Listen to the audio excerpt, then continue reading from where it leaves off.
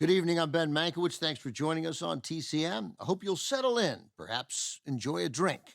But after you learn the theme of tonight's lineup, you might want to mix it yourself.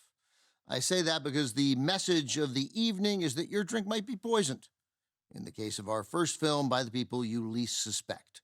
I should point out that all this happens inside a comedy, though there is one scare in the movie that may have alarmed me more than any other. More about that after the film.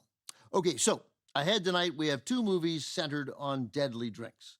We begin with Cary Grant leading the way in a comedy directed by Frank Capra from Warner Brothers in 1944, Arsenic and Old Lace.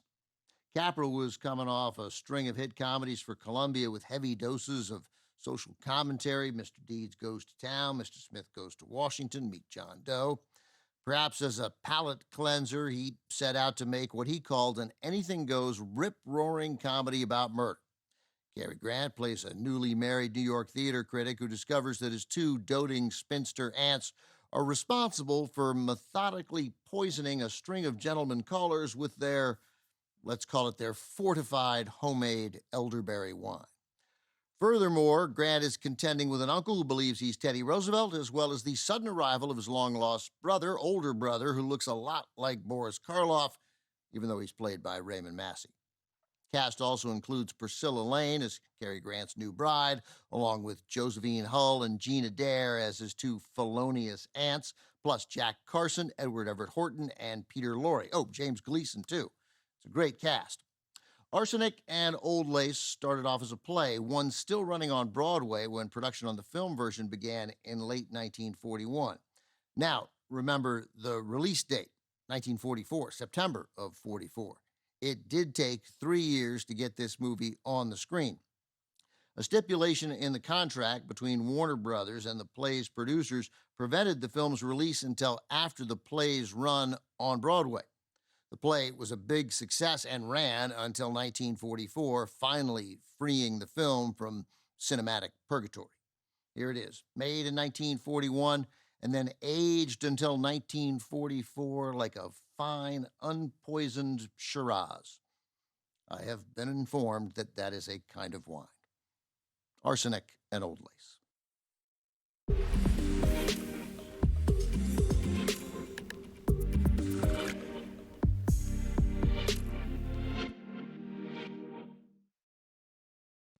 Raymond Massey's role of Jonathan Brewster, a man who goes in for plastic surgery, comes out looking like Boris Karloff, was played by Boris Karloff when Arsenic and Old Lace was running on Broadway, which was happening simultaneously with the film's production in Hollywood.